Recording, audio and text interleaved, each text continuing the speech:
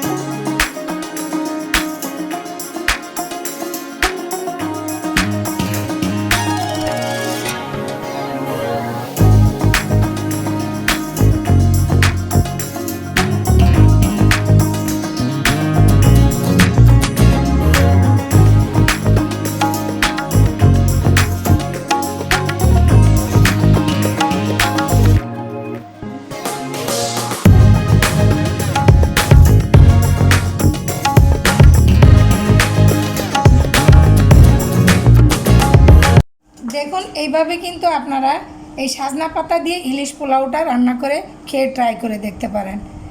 দেখতেও খুব সুন্দর লাগছে এবং খেতেও খুব সুস্বাদু। আমি এখন আমার এখানে মেজ বোন আছে, এই যে এই পাশে বসে আছে আমার বোনের ছেলের ঘরের নাতি, আর এটা তো আমার ভাগিনা, এটা তো আপনারা দেখছেনই।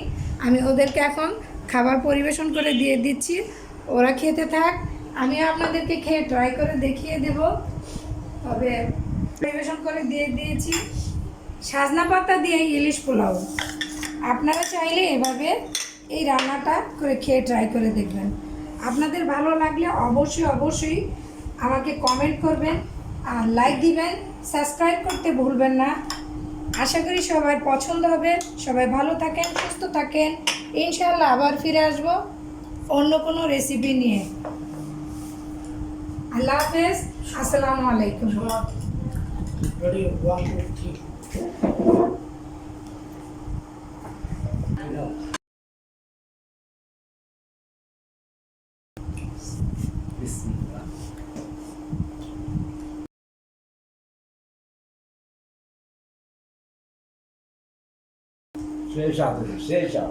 খুব টেস্ট হয়েছে অনেক। অনেক মজা হয়েছে।